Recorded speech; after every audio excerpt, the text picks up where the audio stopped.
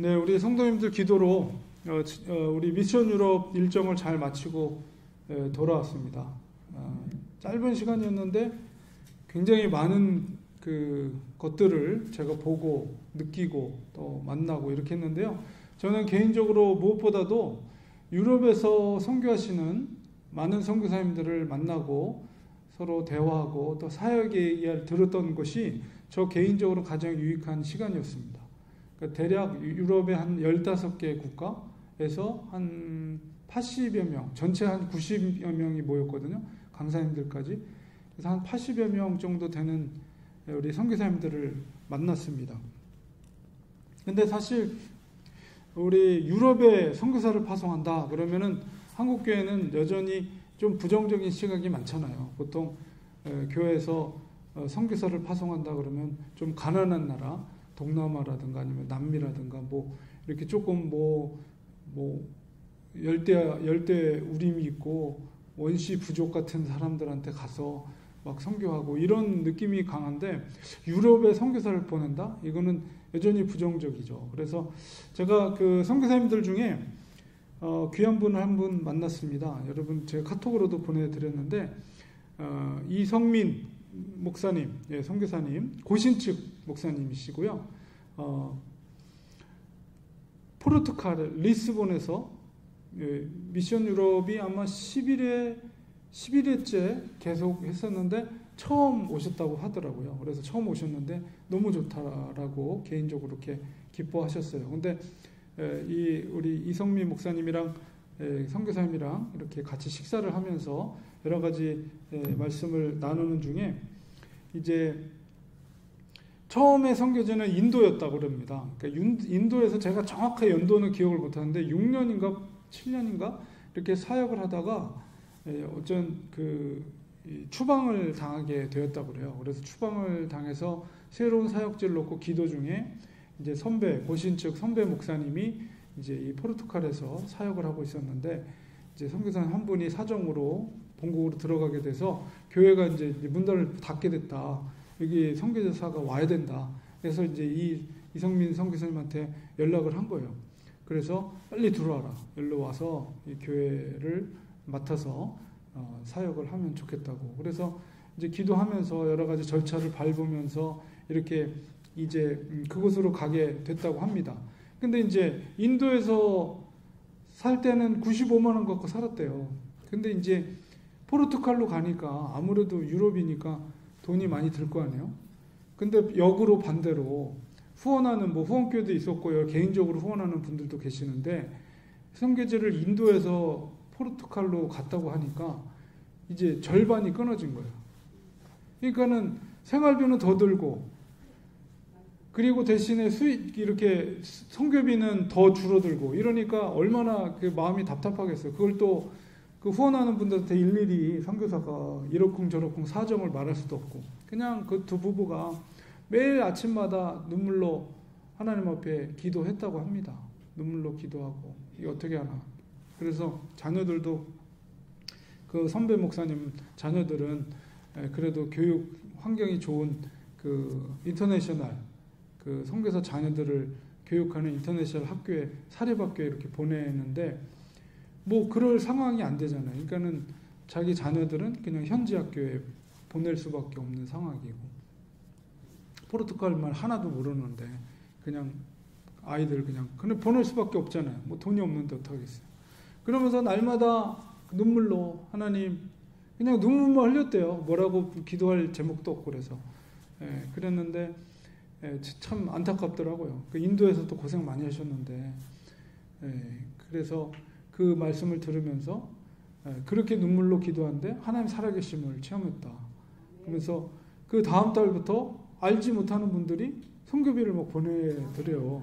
그래서 이게 어떻게 된 건가 봤더니 이제 그분을 후원했던 후원자 개인이 후원했던 분들의 지인들이 선교비를 동참해줘서 지금까지 한 번도 한 끼도 굶기지 않고 지금까지 잘 살고 있고 아이들은 오히려 먼저 있던 선배 목사님들 자녀들 이렇게 좋은 환경에서 좋은 교육을 받으면서 영어로 이렇게 공부를 하고 그랬는데 오히려 현지 학교를 보냈는데 오히려 여기 친구들도 더 많이 사귀고 학교에서 배려해줘가지고 영어 선생님을 붙여줬대요.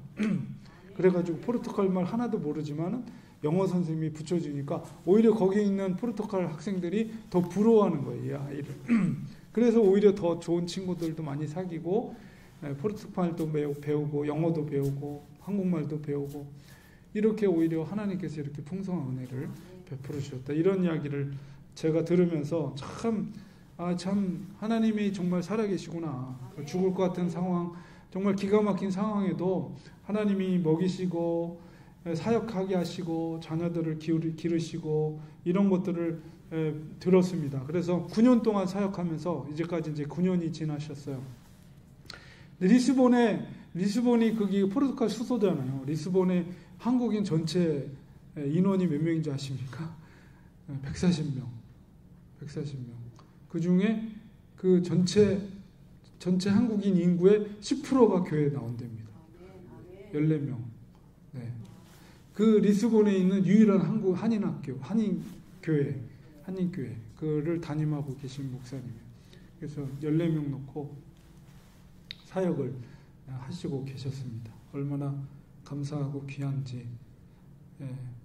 그래서 꼭 한번 목사님 우리 리스본에 한번 오세요.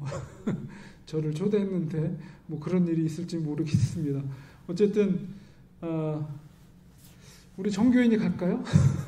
리스본에 요즘 뜨는 데가 스페인이 아니라 포르투갈이 뜬대요. 요즘. 그래서 포르투갈의 직항이 오히려 스페인은 없어지고 포르투갈에 대한항공 직항이 생겼다고 그러더라고요. 한국 사람이 더 많이 온대요. 예, 그래서 하나님께서 이렇게 하나님의 사람들을 이렇게 다루시고 훈련시키시고 하나님의 목적을 위해서 한 리더를 이와 같이 준비시키십니다. 그리고 제가 지난번에 리더의 인격을 발달시키는 과정에서 하나님께서는 세 가지 검증을 한다고 제가 전해드렸습니다. 그래서 그때 이제 말씀, 엠마오로 가는 두 제자 제가 전해드리면서 말씀의 검증에 대해서 말씀드렸는데요. 세 가지 검증, 진실성 검증, 그 다음에 순종 검증, 말씀 검증, 이렇게 세 가지의 검증을 하나님이 하시는데요. 오늘은 특별히 다니엘서의 말씀을 통해서 세 가지 중에서 진실성 검증에 대해서 말씀을 나누도록 하겠습니다. 리더는 이제 따르는 사람으로 하여금 그 리더라는 기독교적인 성경적인 리더, 하나님의 목적을 위해서 살아갈 수 있도록 영향을 끼치는 사람이 리더라고 했습니다. 각 리더에게 부여주신 하나님의 목적을 그걸 인식하는 것을 제가 학교에서 풀러에서 클린턴 박사님께서 교수님께서 그 용어를 데스티니라는 용어를 제가 지난번 말씀드렸는데 데스티니라는 용어를 사용하셨습니다. 그래서 데스티니를 인식하는 것, 그것을 이렇게 정의하는데요. 하나님의 손이 하나님의 특별한 목적을 위해서 리더 위에 머무는 경험들로부터 오는 내적인 확신, 바로 이것이 이제 데스티니 인식이다. 이렇게 말을 합니다. 그러니까 하나님이 나를 부르신 목적을 깨닫게 되고 그것을 확신을 갖는 것, 이것을 이제 데스티니 인식이라고 할 수가 있는데요. 여기 있는 아름다운 여인은 바로 에스더입니다. 에스더에게 있어서의 데스티니는 무엇일까라고 생각해 보면 사실 이방인이잖아요. 이방인 여인, 노예로 잡혀온 사람이 바벨론 제국의 왕비가 된다는 것은 이건 정말 어마어마한 일이죠. 물론 이제 하나님의 섭리 가운데 되어진 일이지만 정말 기적 같은 일입니다. 특별히 이 상황 속에서 유대 민족을 미워했던 이 바벨론 왕의 신하 하만이 유대 민족을 말살하려는 계획을 세우죠. 그래서 왕의 조서를 인장이 찍혀서 어느 때에 유대인들을 멸절시키는 그런 계획이 통과가 됐는데 이때 이제 에스더가 모르드게에 의해서 제안을 하죠. 하나님이 이때를 위해서 너가 왕비가 되게 하신 줄 어떻게 알겠느냐. 이제 에스더가 그 얘기를 듣고 이제 데스티니를 인식한 거예요. 바로 그렇구나. 하나님이 이때를 위해서 나를 이렇게 준비시킨 거구나. 그래서 에스더가 죽으면 죽으리라 하면서 이제 왕께 나아가게 되는 거죠. 왕이 부르지 않는데 왕비가 나가는 것은 왕의 명령을 따르지 않는 것이기 때문에 죽을 수도 있는 상황이지만 죽으면 죽으리라 각오를 가지고 왕에게 나아가서 이제 간청하여서 유대인들이 그런 그 하만의 계략 속에서 스스로 방어하고 오히려 적들을 죽일 수 있는 그런 기회를 오히려 얻게 됩니다. 결국 에스더의 입에 죽으면 죽으리라의 결단과 자기의 데스티니 인식을 통해서 자기 민족 유대인을 구원하는 그런 일을 하나님께서 에스더를 통해서 이루게 하신 거죠. 그렇기 때문에 에스더의 데스티니는 바로 유대 민족의 구원입니다. 에스더가 모르드게의 조언에 따라서 죽으면 죽으리라 결단했을 때 그때 이제 데스티니 인식을 하게 된 것이고 하나님은 그 목적에 따라서 에스더를 사용하신 것이죠. 이렇게 하나님은 리더를 통해서 하나님이 그를 만드시고 부르신 하나님의 목적을 깨닫게 하는 것입니다. 하나님은 각각의 사람들에게 동일한 이런 특별한 계획과 목적을 가지고 계십니다. 우리들도 역시 마찬가지.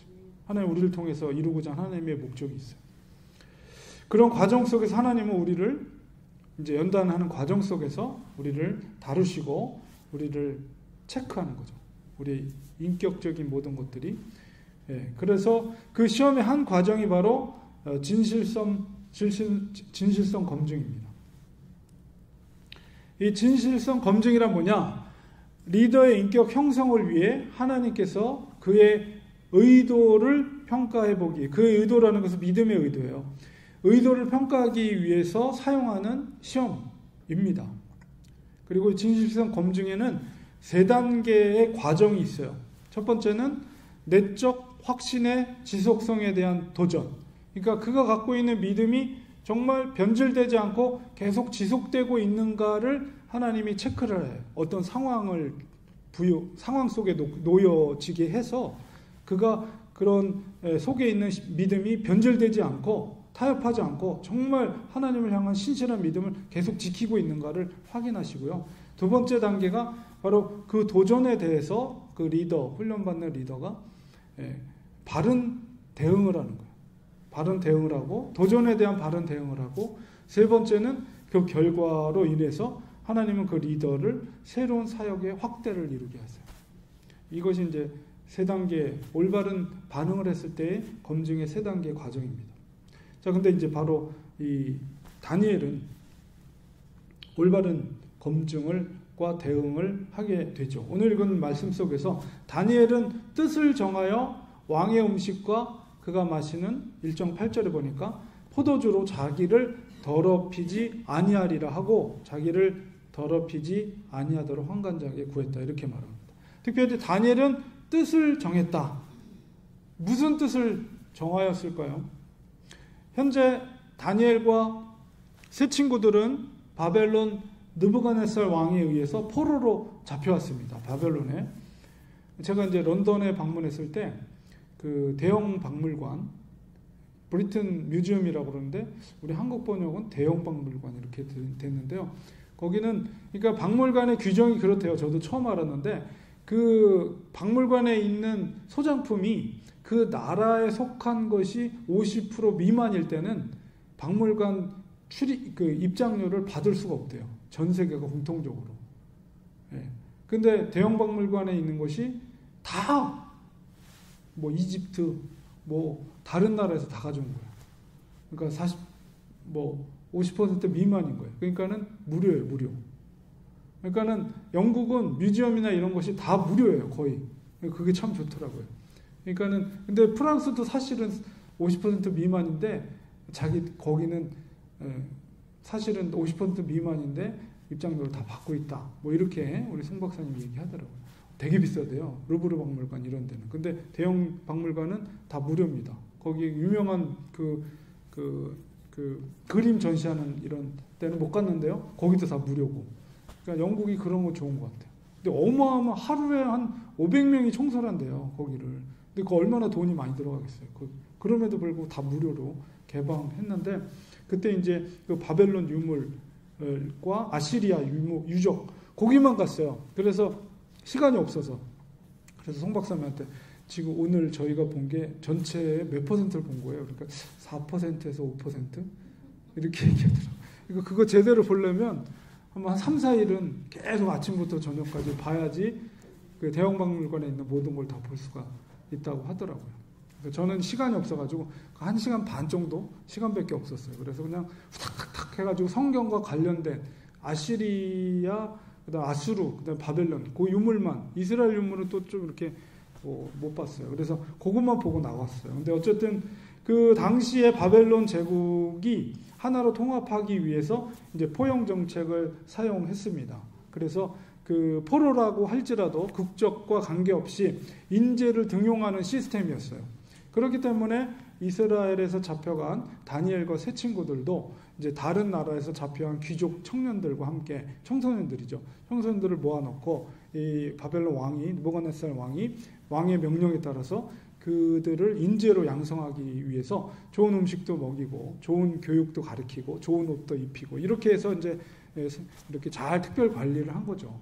그런 과정 속에 이제 다니엘과 세 친구들이 거기 포함되어 있었던 거예요. 근데 이제 뜻을 정했다는 것은 왕의 진미 속에 율법에 금한 이제 그런 음식들이, 특히 고기 종류들이 율법에 금한 음식들이 있었던 거죠. 그래서 다니엘과 세 친구들은 뜻을 정했다는 것은 우리가 하나님의 율법에 금하는 음식을 먹지 않겠다.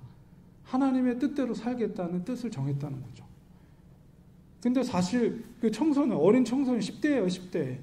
어린 청소년들이 왕이 명령한 명령을 수행하는 환관장에게 우리는 왕의 진미를 안 먹겠습니다. 이렇게 말한다는 게 이게 보통 일이 아니죠. 목숨 걸고 하는 거나 마찬가지예요. 너네들은 탈락, 아니면 완전히 뭐 죽일 수도 있는 거죠. 얘네들은 제외시킬 수도 있고, 아무리 귀족 자녀들이라 할지라도. 자, 그런데 이렇게 뜻을 정했다. 하나님의 말씀에 율법에 금한 음식을 먹지 않겠다. 그것은 하나님을 왕보다도 더 나는 그 주권을, 하나님의 여호와 하나님의 그 주권을 섬기는 자다라는 뜻을 정한 것이죠. 자, 이게 바로 하나님께서 그 상황 속에서 진실성 검증으로 그 상황 속에 거한 거예요. 그러니까 다니엘이 갖고 있는 믿음이 정말 이 어려운 상황 속에서도 그것을 굽히지 않거나 타협하지 않고 끝까지 그 믿음을 지키느냐 안 지키느냐 체크를 하는 거예요. 이게 진실성 검증입니다. 그래서 그것에 대해서 이제 다니엘이 아주 좋은 반응을 하게 된 것입니다. 다니엘 속에 있는 믿음이 진짜 하나님을 믿는 신실한 믿음이라는 것을 말하고 있는 거죠. 자, 그리고 그래서 우리에게도 이런 믿음에 대한 진실성에 대한 인테그리티를 검증을 하십니다. 우리들도. 그래서 저도 그런 경험이 있는데요. 근데 이거는 뭐 대단한 건 아니었어요. 그러나 제 개인적으로는 하나님 앞에서 굉장히 그런 체험을 한 게 있는데 그림으로 제가 그렸습니다. 제가 그 중고등학교 시절에는 자취를 했어요. 아버님이 백령도에서 목회를, 그러니까 인천 제2교회에서 사역을 하시다가 목사들을 받고 백령도로 담임 사역을 들어갔어요. 근데 저희는 형과 저 둘이 사는데 이제 저희는 안 따라가고, 저는 이제 중학생이었고 형은 이제 고등학생이었는데, 아니 대학생이었는데 이제 그냥 인천에서 자취를 했습니다. 자취를 하고 어쨌든 형이 군대 가면서 저 혼자 자취를 했어요. 그러니까 저는 학창 시절, 청소년 시절에 혼자서 자취 생활을 하다가 이제 아버님이 섬에서 이제 나오시면서 5년인가 6년 계셨죠. 그리고 나서 부천에다 개척교회를 시작했어요. 상가 건물 지하에다가. 그래서 이제 저는 인천에서 다시 합쳐졌죠. 부모님이랑. 그래서 같이 살면서 그때 제가 이제 고등학교 때 미술부를 하다가 고등학교 2학년 때 목사로서 소명을 받고 하니 공부를 제대로 못해서 이제 재수를 하게 됐습니다. 그래서 부천에서 재수 생활을 할 때 이제 주안에 있는 학원, 한샘학원을 다녔어요. 근데 돈이 없으니까, 개척교회가 어려우니까 제가 어떻게 청소하면서 그 칠판 지어주고 그 다음에 수강생들 문 앞에서 이제 그 수강증 이제 확인해서 이제 들어보내는 역할을 하면 돈 안 내도 공부를 할 수가 있었어요, 학원에서. 그래서 재수 생활을 그렇게 했습니다. 그래서 이제 부천에서 버스 타고 부천역까지 왔다가 부천역에서 이제 지하철 타고 주안역 가서 한샘학원에 이렇게 매일 그렇게 재수 생활을 했었거든요. 그 당시에 뭐 20살 때죠, 20살 때. 그러니까 35년 전에. 근데 이제 한샘학원에서 주일날 이렇게 특강을 하는 경우가 있었어요. 근데 수학 특강이었는데 굉장히 뭐 유명한 수학 강사여서 학생들이 많은 큰 강의실에서 모이는데 그 검사하는 순번이 저한테 왔어요. 그러니까 주일날 예배 드리는 시간에 저한테 순번이 왔기 때문에 예배를 못 드리고 이제 학원으로 갈 수밖에 없는 상황이 되었습니다. 그래서 이제 버스를 타고 부천역에 오면서 제 마음속에 갈등이 생기는 거예요. 아, 내가 목회자로서 소명을 받고 또 주일날 예배를 드려야 되는데 내가 거기를 가는 게 마음에 걸리는 거예요, 계속. 그래서 버스를 타고 오다가 부천역에서 내려서 다시 집으로 가는 버스를 다시 타고 나는 예배를 드려야 되겠다. 그런 마음을 갖고 이제 교회로 집으로 다시 간 거죠. 그리고서는 예배를 드리는데 하나님이 얼마나 큰 은혜를 주시는지 모르겠더라고요. 정말 큰 은혜를 주셨어요. 그리고 하나님께서 너를 사랑한다. 내가 너를 사랑한다. 그런 마음을 주시더라고요. 근데 그게 사실은 별것도 아닌데 하나님이 참 기뻐하셨던 것 같아요. 그래서 이제 월요일 날 이제 학원에 갔더니 아무 일도 없었던 듯이, 그러니까 그 강의실에 저처럼 이렇게 근로 학생이 있었는데 그 학생이 그 수업을 듣고 싶었나 봐요. 그러니까 그 학생이 이제 대신 그 일을 한 거예요. 그러니까는 전혀 저한테 뭐 불이익이나 그런 것도 없었고 수업도 너무 전혀 문제가 없었고, 그러니까는 그걸 통해서 참 하나님이 기뻐하셨구나. 그거 아무것도 아닌 것 같은데 예배를 사모하는 그 한 사람의 그 마음을, 아들의 마음을 하나님이 참 기뻐하셨고, 그 하나님이 기뻐하셨던 마음이 제 그 감격이 한쪽 마음이 아직도 여전히 35년이 지났지만 남아 있습니다. 그러니까 하나님은 그 개인에게 이렇게 그 상황을 주셔서 정말 그 믿음이 진짜인지 아닌지, 그 변질되지 않고 변함이 없는지를 하나씩 확인하는 거예요. 그 체크를 하는 거예요. 그리고 나서 이제 이듬해 총신대학을 들어가게 됐죠. 신학생으로서. 그리고 학문의 여정이 시작이 됐고, 그것이 이제 미국 유학까지 그 출발했던 것이 이렇게 오게 된 것입니다. 이번에 비행기 타고 오는데도 해프닝이 있어가지고 비행기를 놓쳐버리고, 저도 그런 경험은 처음이에요. 근데 사실 1시간밖에 시간이 트랜스포하는 시간이, 그러니까 소피아에서 런던 와서 갈아타는 시간이 1시간밖에 여유가 없고, 그다음에 게이트도 어딘지도 모르잖아요. 근데 그거를 찾아가는 것도 그렇고, 마음이 얼마나 조마조마하는지, 비행기 소피아에서 타고 오는데. 근데 또 연착이 됐어, 한 10분 정도가. 그러니까는 내리자마자, 그리고 좌석이 맨 끝에 있는 거예요. 그 앞에 사람들이 다 나갈 때까지 기다리는데 시간은 초조하지, 지금 시간은 계속 가고 있지. 그래가지고 내리자마자 정말 전력 질주했습니다. 그래가지고 그 보딩 패스 주는데 섰더니 너무 늦게 왔다 너. 그래가지고 이거 늦었어, 못 타. 막더라고요. 그 브리티시 에어에서. 브리티시 에어로 소피아까지 런던까지 왔고, 제가 미국 오는 거는 아메리칸 에어인데 아메리칸 에어에서 보딩 패스를 안 주더라고요. 그러면 브리티시 에어에 가서 어필을 해보라는 거예요. 그쪽에서 연착을 한 거니까. 그래서 가서 얘기를 하니까 7분 늦었더라고요. 7분. 자기들이 그게 원칙이 있는 것 같아요. 그래서 그것 때문에 거기서 다 책임을 져줘야 되는 거예요. 그래서 새로운 티켓을 다음날 걸 끊어주고, 그 다음에 호텔, 그 다음에 식사비, 이거 다 거기서 이제 제공을 해줬습니다. 하여튼 호텔 찾아가는 것도 하여튼 고생이었어요. 어쨌든 그렇게 해가지고 우여곡절 속에 비행기를 탔는데, 또 어저께 아침이죠. 어저께 아침. 근데 누가 깨워주는 사람이 없으니까 세미나 컨퍼런스 할 때는 이렇게 아침 새벽 예배가 있어가지고 늘 이렇게 일어났는데 이날은 긴장이 풀어지니까 늦잠을 잔 거예요. 또 호텔에서 시간을 보니까 얼마 시간이 안 남았어.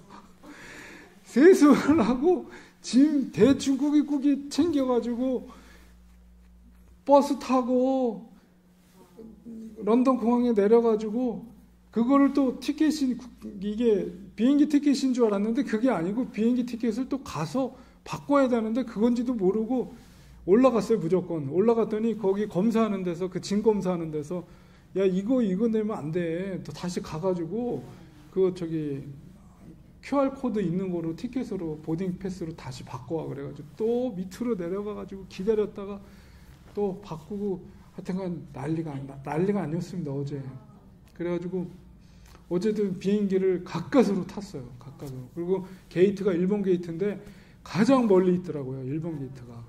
그래서 검사도 진 검사하는데 왜 이렇게 런던에 사람들이 많은지 시간은 가는데 또 그냥 하여튼간 비행기를 탔는데 고생을 했어요 진짜. 근데 이제 위로를 준 게 뭐였냐면 좌석이 이제 뭐 이렇게 중간 좌석이 있고 양쪽 좌석이 있고 뭐 인터내셔널 공항이 비행기니까 네 자리 중에서 요 두 번째 자리 제일 좀 불편한 자리예요.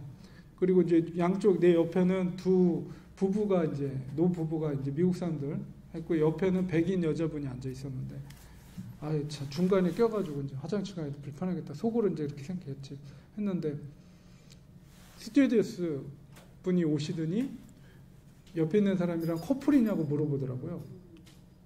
아니라고 그랬더니 그러면 당신 내가 자리를 바꿔줄까? 저기 좋은 자리 있는데 그렇게 얘기하더라고. 그래서 그렇게 해준다 그러니까 얼마나 땡큐입니까? 그래서 옆에 있는 노부부가 야 너 럭키다 럭키 그랬더니 진짜 좋은 자리를 주더라고요.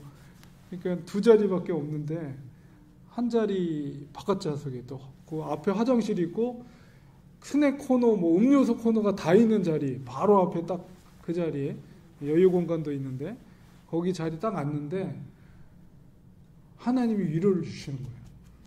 하나님께서 그러니까 고생했다고 그 마음을 딱 주더라고요. 그러면서 가슴이 뜨거워지는데 하여튼 뭐 소소한 그런 것들 그 하나님께서 이렇게 다루시는 것 이런 게 느껴지니까 얼마나 감사한지 너무 이게 장중하게 제가 경험을 했는데 그런 것으로부터 하나님의 어떤 손길들이 느껴지니까 수고했다. 이번에 간 것도 사실은 제가 뭐 돈이 있어서 간 것도 아니고 그리고 거기서 초청을 했지만은 다 자비량이에요.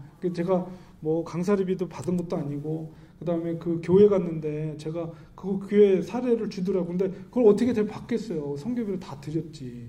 그러니까 그거 아시니까 하나님이 그렇게 마지막 순간에 위로를 주시더라고요. 그래서 하여튼간 하여튼간 정신 없었습니다. 제가 짧은 시간 동안에 너무 많은 일들이 있어서 그러나 하나님 많은 것을 깨닫게 하시고 보시게 하셨는데 이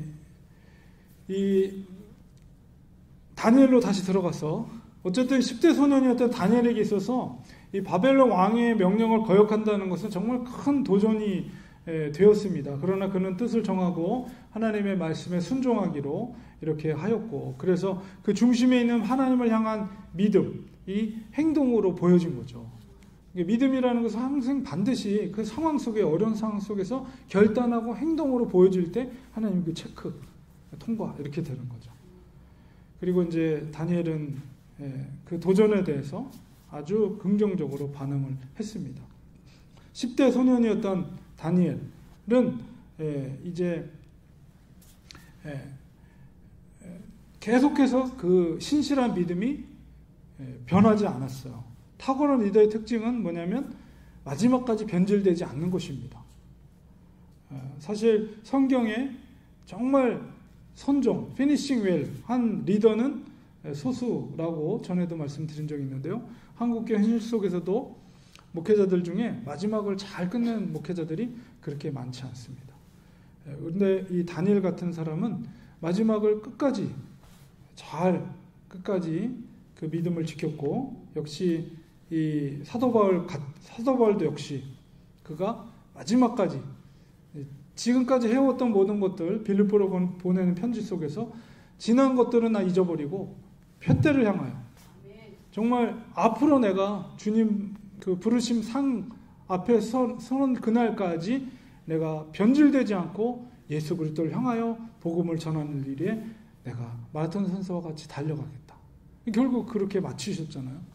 로마에서 결국 단두대에서 목이 잘리는 그 순교를 당하는 그 순간까지 그는 끊임없이 복음을 전하기 위해서, 세상 끝까지 복음을 전하기 위해서 그는 마지막까지 그렇게 달려갔어요. 이렇게 순수한 믿음으로 끝까지 변질되지 않은 모습. 다니엘이 마지막 사자굴 속에서도 역시 마찬가지입니다. 페르시아 제국 다리오 왕 때 다른 신에게 기도할 경우에는 사자 밥이 된다는 조소에 왕의 도장이 찍힌 줄 알면서도 그는 예루살렘을 향해 창을 열고 하루에 3번 하나님께 기도를 드렸죠. 그의 모습 속에 믿음의 진실성이 변함이 없다. 인티그리티. 우리에겐 그런 인티그리티. 그러니까 진실함이, 변질되지 않은 진실함이 있어야 됩니다. 죽음이 닥쳐온다 하더라도 예루살렘의 회복과 성전의 재건을 위해 그는 기도하는 것을 쉬지 않았어요. 이런 다니엘을 향한 하나님의 말씀 검증이 이렇게 통과되면 세 번째 단계로서 그를 리더로서의 새로운 사역의 장으로 확대시켜 주시지요. 결국 하나님이 다니엘을 환관장에게 은혜와 긍휼을 얻게 하셨다. 이렇게 1장 9절에 오늘 읽었던 말씀 속에 기록이 되어 있는데요. 바로 그렇습니다. 하나님이 환관장에게 은혜를 주셨어요. 그래서 얼마든지 환관장의 마음속에 괘씸하게 생각하고 자기도 왕의 명령에 따라서 수행하는 신하인데 그 말을 거역한다는 게 있을 수 없는 일이잖아요. 신하로서. 근데 다니엘이 그렇게 말을 했을 때 얼마든지 화를 내고 그를 어떻게 할 수 있는 권한이 있는 사람이었음에도 불구하고 하나님이 그에게 긍휼한 마음과 또한 은혜를 부어주셨어요. 그러니까 환관장의 마음속에 뭔가 다니엘과 세 친구를 볼 때 내가 좀 나의 어떤 권한을 유두리 있게 좀 해서 이 아이들을 좀 잘 보호해 줘야 되겠다라는 그런 긍휼의 마음을 하나님께서 그에게 부어주신 거죠. 그래서 그렇게 요청했을 때 그들을 지켜주고 그렇게 할 수 있도록 채식만 하게 하고 할 수 있도록 그렇게 허락을 해 주었습니다. 그래서 1장 15절에서 20절에 보니까 열흘 동안에 채식만 먹고 다른 이제 귀족들은 이제 왕의 진미를 다 먹고 그들을 비교해 볼 때 그들의 얼굴이 아름답고 살이 더욱 윤택하여 왕의 음식을 먹는 다른 소년들보다 더 좋아 보였다. 이게 하나님이 그 믿음의 검증을 통과했을 때 환관장에 은혜를 줬을 뿐만 아니라 그들의 신체도 더욱더 건강하게 다른 소년들에 비해서 더 건강하게 했을 뿐만 아니라 1장 20절에 보면 왕이 그들에게 모든 일을 묻는 중에 그 지혜와 총명이 온 나라 박수와 술객보다 10배, 10배나 나은 줄 아니라. 하나님께서 그들에게 총명과 지혜를 더해 주셨어요. 그러니까 하나님은 사역의 장을 넓혀 주시는 거예요. 그러니까 리더십을 발휘할 수 있는 그 영향력을 더 큰 리더십으로 발휘하게 된 거죠. 그래서 다니엘이 총리가 된 거잖아요. 3명의 총리 중에 가장 으뜸인 총리가 된 것이죠. 진실 검증을 통과한 다니엘을 하나님의 리더로서의 사역을 더욱 확대시켜 나가십니다. 하나님은 다니엘과 세 친구에게 건강뿐만 아니라 지혜를 주시고 학문을 통달하게 하시고 환상과 꿈을 깨닫게 하셨습니다. 그래서 그를 모든 나라의 박사와 술객보다도 10배나 더 지혜와 총명한 그런 신하로 하나님께서 그들을 높여 주셨습니다. 만약에 그 진실검증에서 통과하지 않았다면 하나님은 어떻게 하셨을까? 만족스러운 진실성 검증이 이루어질 때까지 하나님은 그 과정을 계속 반복시키십니다.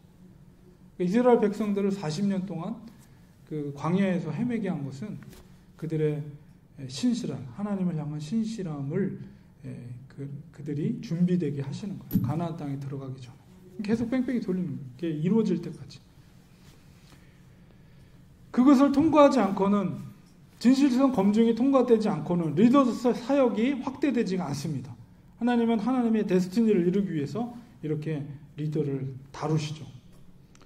다니엘을 향한 하나님의 데스티니, 그게 무엇일까요? 바로 하나님이 어떤 분이신지를 열방에게 나타나게 하는 거예요. 우리가 다니엘서가 어떤 책인가, 이렇게 모른 이게 역사책 아니면은 계시록처럼 묵시록, 왜냐하면 뒷부분에 가면 이제 이런 그런 묵시적인 것들이 나오거든요. 그러기에 앞서서 다니엘은 무엇보다도 지존하신, 지극히 높으신 하나님을 기록한, 증거한 책이다. 우리는 이렇게 이해하는 것이 더 분명한 것입니다. 다니엘의 하나님은 어떤 하나님이냐?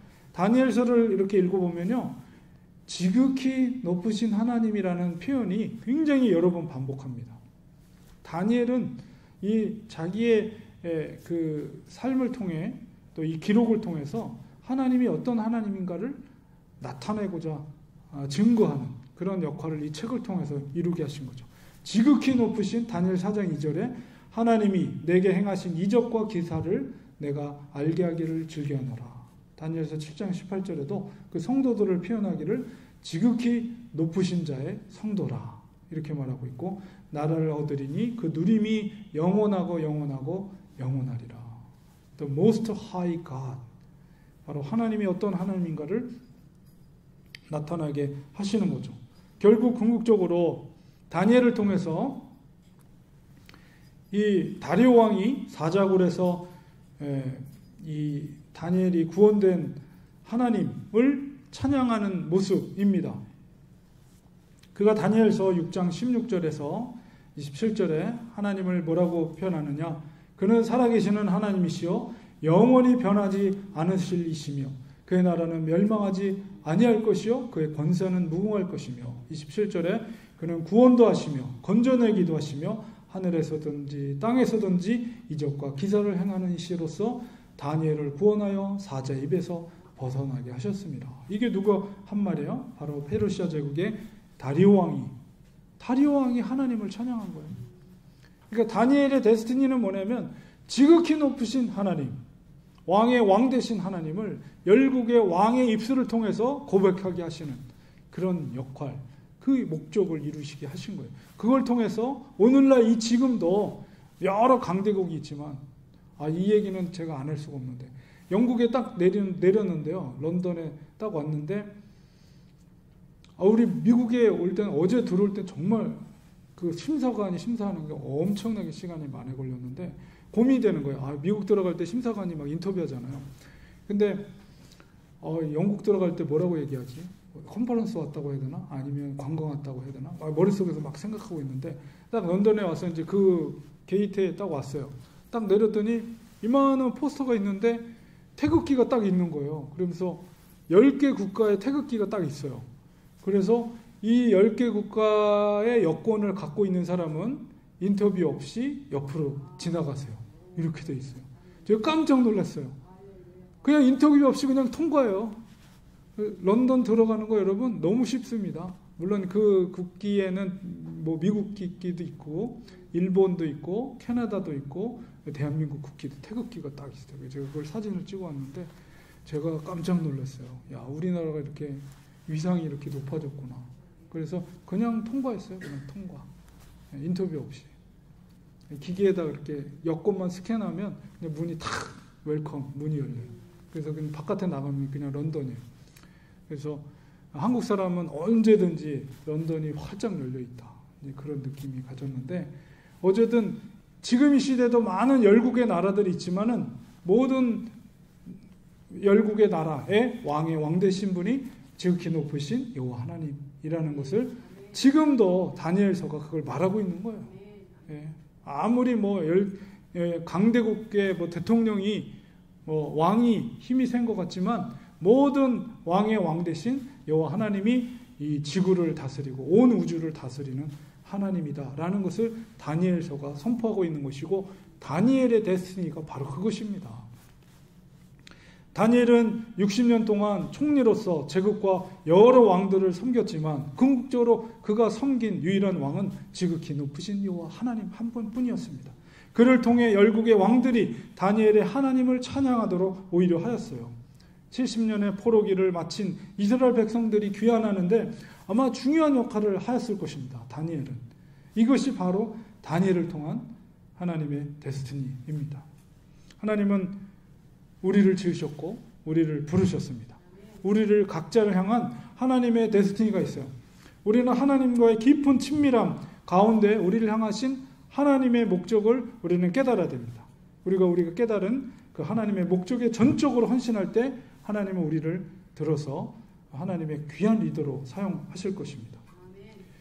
내비게이터의 창시자인 도슨 트루트만이라는 분이 계세요. 이분의 내비게이터의 영향을 바로 오카노 목사님이 받으신 거죠. 그래서 오카노 목사님의 제자도의 정신은 바로 여기서부터 시작이 되는 겁니다.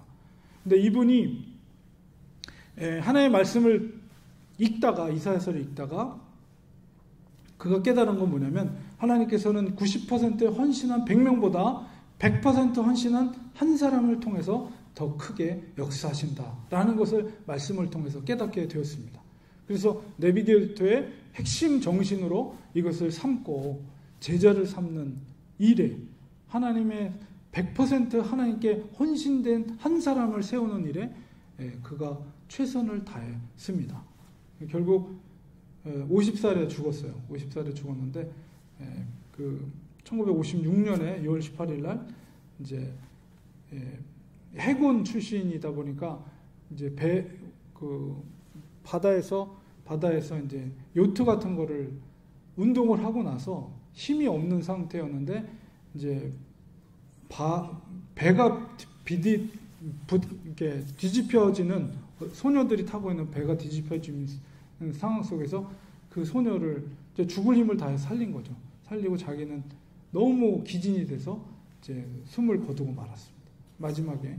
그러니까 뭐 50세 너무 젊은 나이에 돌아가셨지만 전적으로 하나님께 헌신된 사람이었고 많은 이분의 정신과 이분을 통해서 배출된 많은 사람들이 하나님의 사람으로 위대한 일들을 하게 됐는데요. 이렇게 전적으로 하나님 앞에 믿음으로 헌신된 하나님의 사람들을 지금도 하나님은 부르시고 계시고 그 한 사람을 통해서 하나님은 놀라운 일들을 지금도 이루어 가신다는 사실입니다. 우리가 정말 하나님께 전적으로 헌신하고 우리의 믿음을 보여준다면 하나님은 우리를 정말 놀라운 일들을 우리를 통해서 이루어 가실 줄 믿습니다. 우리가 하나님을 향한 믿음을 가지고 아무리 어려운 상황 속에 있을지라도 다니엘처럼 뜻을 정하고 믿음의 신실성을 삶으로 나타내 보이는 그래서 하나님의 손에 붙들림을 되어서 더 귀하게 영향력을 끼칠 수 있는 하나님의 사람들 되시기를 간절히 축원드립니다. 기도하겠습니다. 하나님 감사합니다.